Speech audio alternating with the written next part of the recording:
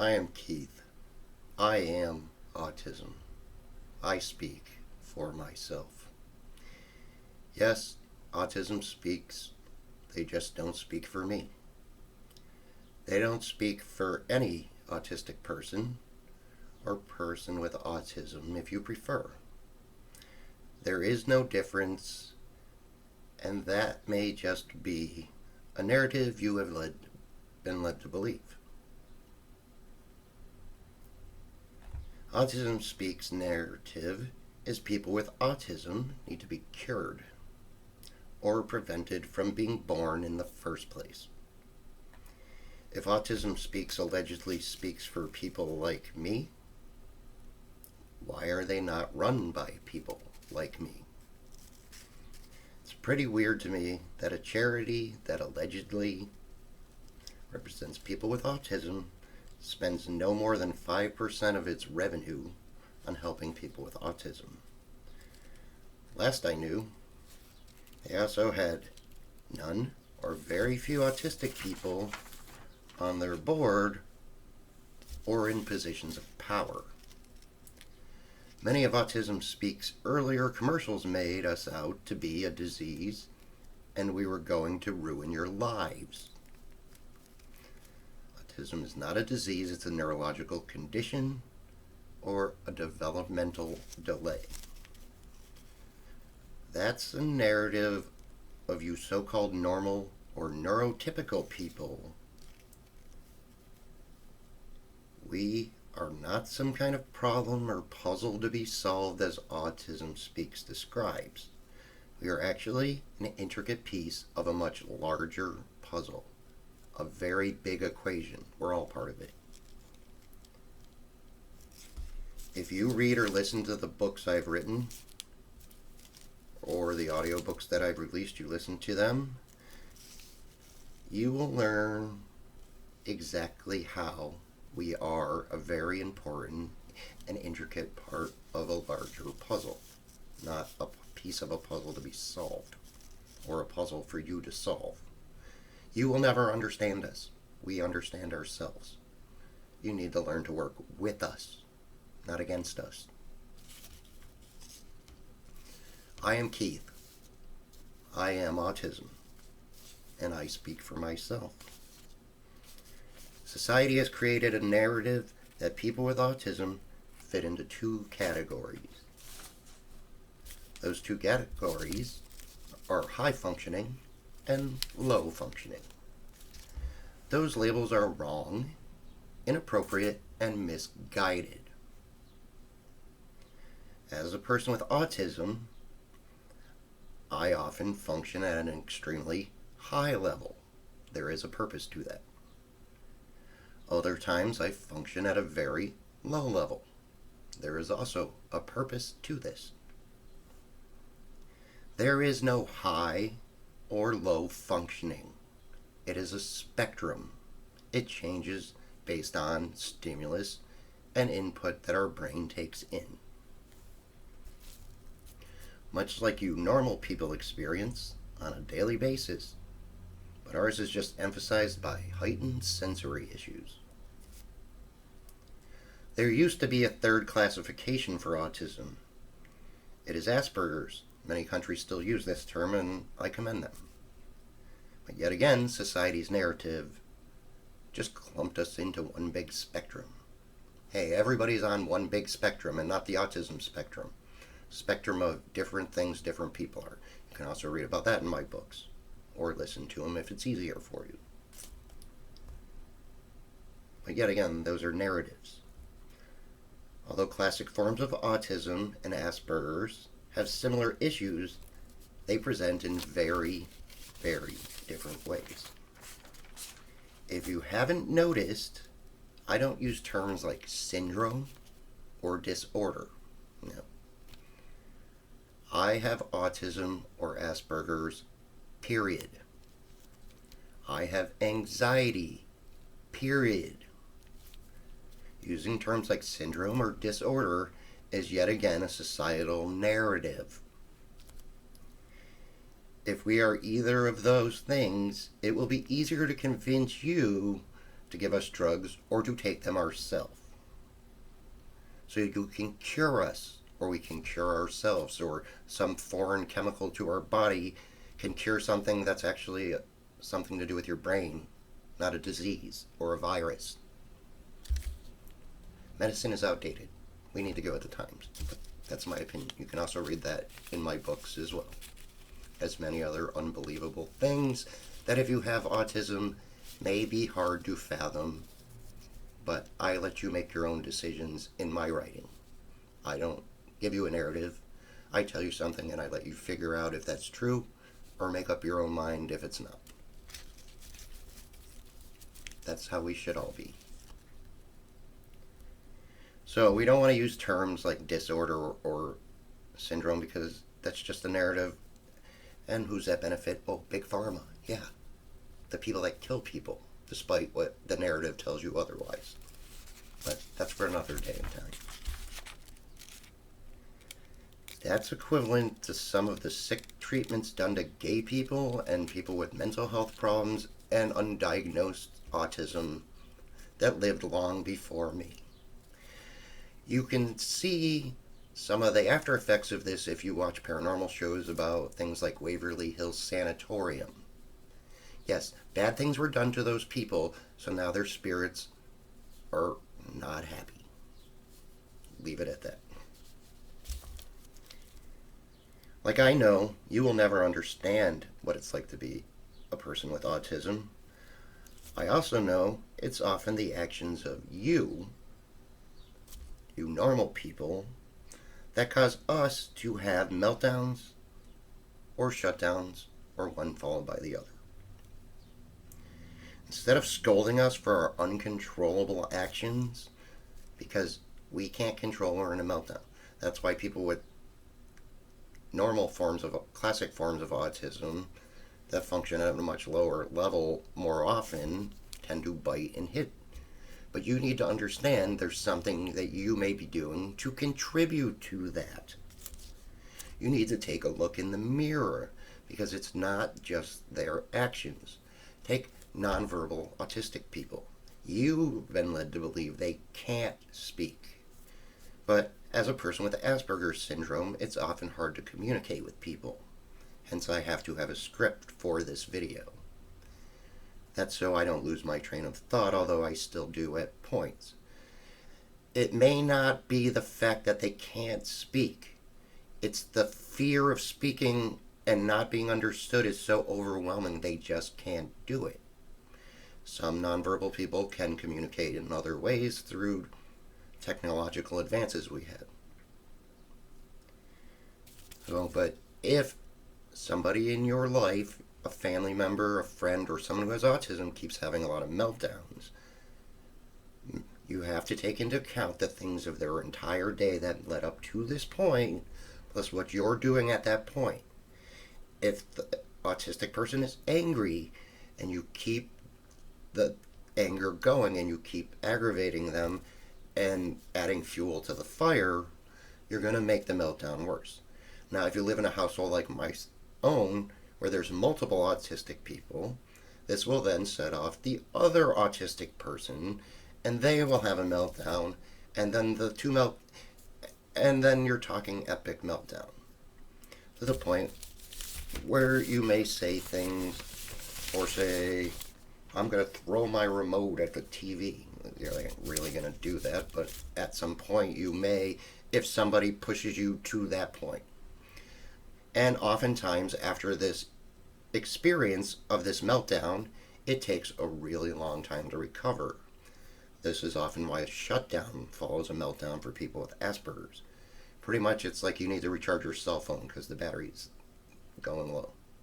But if it goes too low, you've reached shutdown. For your normal, easy to understand way. If I'm having a meltdown like that, the people make it worse. It also doesn't help if someone threatens to film your behavior when they're contributing to it. Or if they've done this already. It's not helpful. But then again, I'll let you make up your mind, or maybe it would be helpful. Maybe the people that are filming you will actually get to see their own behavior and how it's contributing. This could be highly educational. After people have said this to me about filming my meltdowns, I thought of doing the same thing back to them to show them their behavior. But they put out something and then the attitude came back with the same thing. There's no point in this. It's not. Just change the behaviors and the meltdowns will be reduced. Sometimes it's from frustration because you can't figure something out or do something, and that's a much more intricate and complicated subject. That takes us to parents of children with autism who think it's okay to post videos on the internet in the name of education or autism awareness. You are doing neither. You are posting videos of your child without their consent, especially if they're nonverbal and they can't consent, or they have trouble communicating, or etc. These same children will someday be adults like myself. I myself didn't know I had autism till I was 44. I've understood this for 5 years now, and I better understand myself. But I still have a lot of work to do. When these children become adults, these videos are still going to exist on the internet for as long, possibly for eternity, or until the sites they're on no longer exist, or some other thing happens. But how would you feel if I posted a video of you doing something embarrassing? You, the normal person. There's actually a hit show called America's Funniest Home Videos where you do it to yourself to show how stupid the things you are doing sometimes are. And we laugh at you. Even us autistic people laugh at you because you're doing dumb things. We're not laughing at you from what happened. We're laughing at you because you were stupid enough to do that. Just like if you're stupid enough to eat a Tide Pod, you're stupid enough to get kidney failure or some other medical problem that is caused by eating Tide Pods. They're not edible, they're not supposed to eat them, but people just follow the stupidity of other people instead of saying, hey, let me investigate and dig deeper. Welcome to autism. We always dig deeper. So, would you want me to post a video of you at 15 years old wetting your bed if that's something you did, or because you were always throwing things at your parents, or whatever other embarrassing things you did as a child? I don't know. But I'm sure you wouldn't want them surfacing around with your friends on the internet today. Fortunately for people like me, we lived in the era before we had cell phone cameras, where everything is filmed now, as well as there's cameras everywhere you go in public, so you might want to think about that. Yes, you're being watched, but that's another story altogether. But, yeah. Not only are you doing this and this embarrassing thing's going to come later, and they may discover this in more meltdowns because you did something that they don't understand why you did it, plus it's embarrassing. Yes, the Autism Speaks also does this. Yet again, without the person with autism's consent, because they're a child, and their parent is speaking for them, much like normal children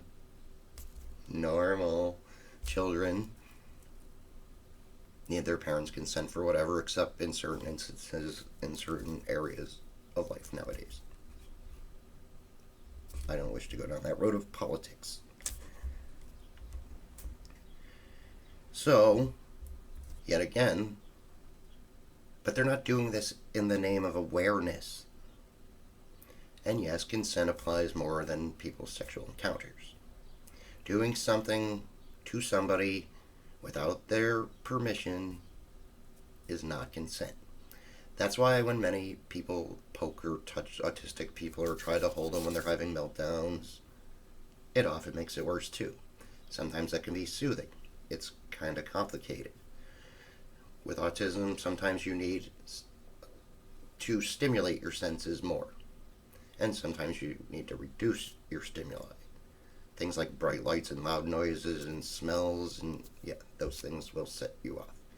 But sometimes, if you're not occupied or doing a million other things, you'll become really bored and depressed while you're autistic. And then you'll start overthinking everything and not good things, and just negative thoughts and bad stuff. You don't want to do that. So, please stop doing that. And I hope someday I can start my own charity to really help people with autism. One that gives them real help. Like things they can actually use in life, like smart homes.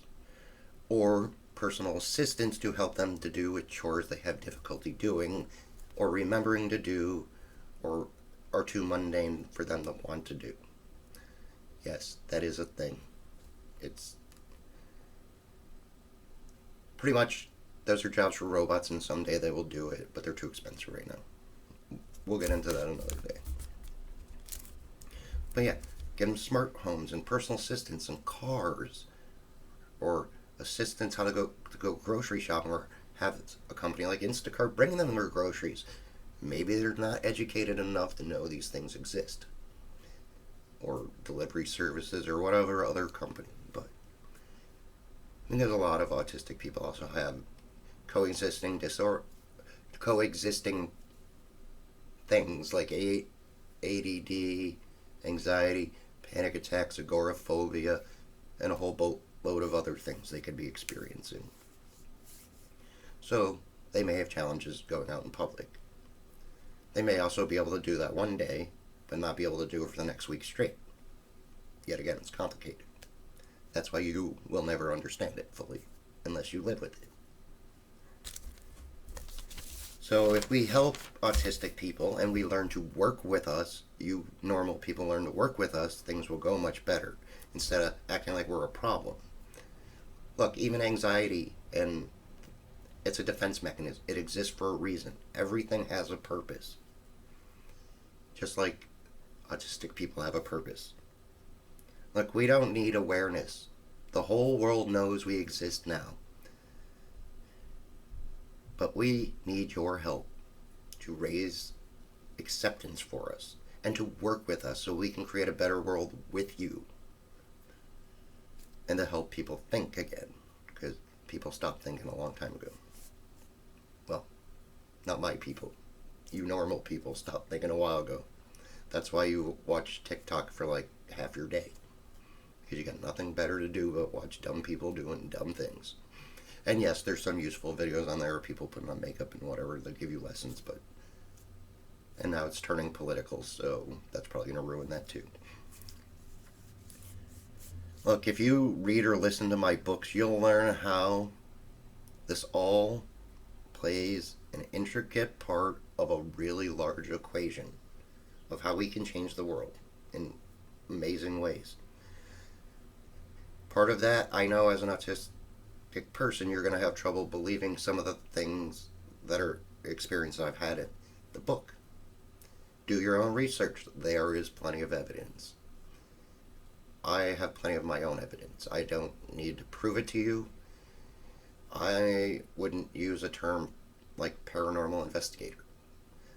The term properly used would be paranormal communicator. There's a difference.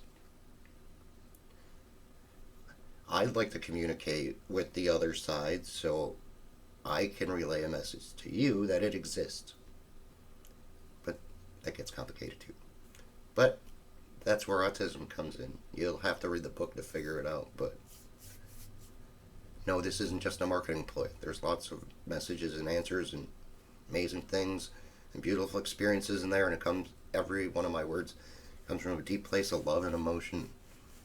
Yes, people with autism have love, they have emotions, they have feelings, they have empathy. We probably have more empathy than you do. We can relate what it's like to be you more than you can relate what it's like to be us. Maybe you should try and change that.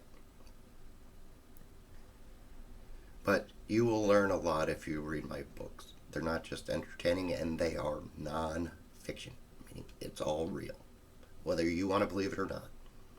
But you don't have to take my word for it. You can make your own decisions and your own opinions. I'm not trying to put out a narrative. The only thing I want to tell you today, really, is I am Keith. I am autism, and I speak for myself. Thank you, and have a wonderful, beautiful day blessed with love and light.